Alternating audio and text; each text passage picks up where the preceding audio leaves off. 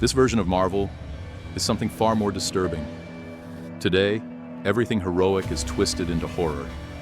No heroes, no hope, just ruins.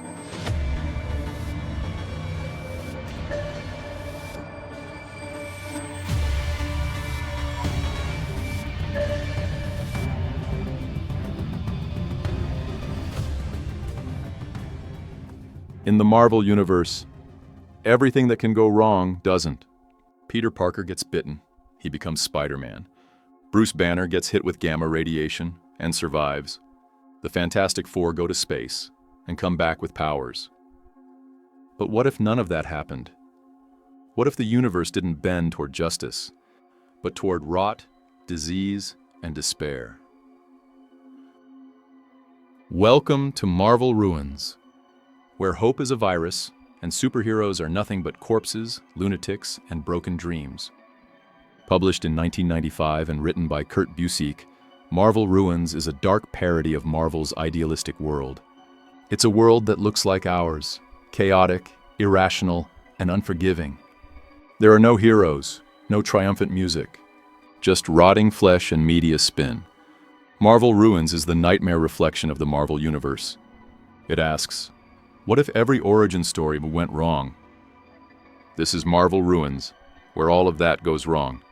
At the center of it stands Phil Sheldon, a tired journalist. In the main timeline, he documented legends. In this one, he documents their corpses. And with every photo he takes, he wonders, was it always meant to end this way? In the Marvel Universe we know, Peter Parker is bitten by a radioactive spider and becomes Spider-Man, a clever, quippy protector of New York. But in this world, there's no power, only decay. Here, Peter is a high school kid bitten by a genetically modified spider that wasn't designed for heroism, just for profit. And instead of climbing walls, Peter's body breaks down, from the inside out. He dies days later, covered in lesions and fever, his body riddled with infection. Doctors said his DNA had begun to unravel. There was no with great power. Just an obituary. Phil Sheldon saw the photos, and for the first time, he wanted to burn his camera. He thought he was just documenting a tragedy. But what he didn't know was that Peter's story had only just begun to touch his own. Stick around until the end of the video to find out what really happened to Phil. The Fantastic Four are Marvel's first family, cosmic adventurers transformed by radiation into heroes. Here, they're victims of a miscalculation. In Marvel Ruins, Reed Richards still launches his space mission, but instead of emerging as the elastic Mr. Fantastic, his body liquefies, stretching into something grotesque, uncontrollable. Sue Storm, the Invisible Woman, doesn't become transparent. She becomes forgotten. Literally, her entire identity is erased from minds, records, even memories. Johnny Storm ignites, but the fire doesn't empower him. It consumes him mid-flight, a streak of light across the sky. Then, ash. Ben Grimm turns to stone, yes, but his body crumbles under the pressure. There's no clobbering time. Just a quiet, crumbling end. We all know Tony Stark as Iron Man, billionaire genius, armored savior. In Ruins, he's still a genius, still arrogant, still building weapons. But when he implants the arc reactor in his chest, it doesn't save him. It poisons him. Heavy metals circulate through his blood, slowly shutting down his organs. His suit, meant to protect, becomes a coffin. By the time they open it, his nails are broken from clawing at the inside. His legacy? A rusting shell, a warning label. In the classic universe, Bruce Banner is caught in a gamma explosion and becomes the Hulk, a creature of rage and power. But in this timeline, when the gamma bomb detonates, there's no transformation. There's just vapor, a blast so strong it erases Banner from existence. Phil visits the crater. All that's left is scorched sand and silence. No monster, no rampage, just a man who wanted to test something dangerous. and disappeared trying. Thor, son of Odin, god of thunder, wielder of Mjolnir. At least that's the myth.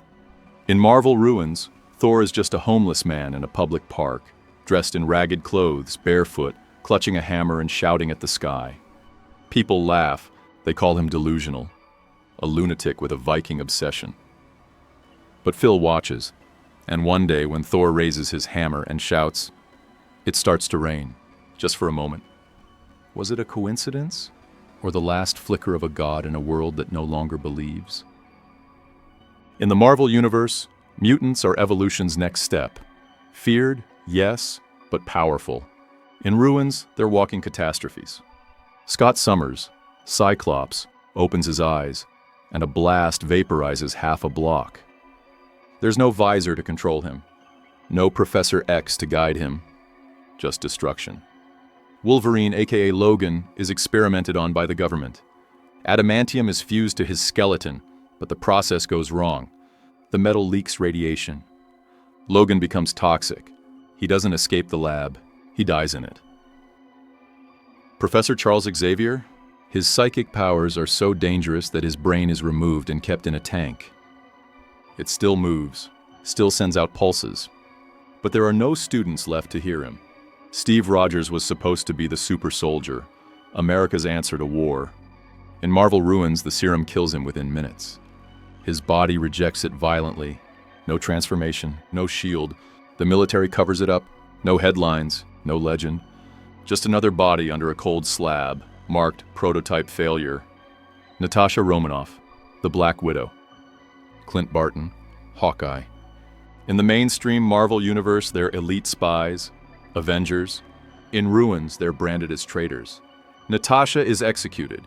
Clint takes his own life beside her, using one of his arrows. Their deaths are classified. No medals, no mourning, just silence. Raven Darkholme, better known as Mystique, boards a flight alongside journalist Phil Sheldon. Once a powerful shapeshifter, she's now a broken woman, suffering from a severe identity disorder caused by her own mutant ability. Having stopped taking her medication, Raven begins shifting uncontrollably mid-flight. Overwhelmed by countless personas fighting for control, her mind collapses in on itself. Her body suddenly implodes, leaving only a splash of blood where she sat.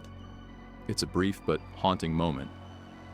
Ghost Rider is a powerless, deeply depressed man who sets his own head on fire while riding his motorcycle, ending his life tragically.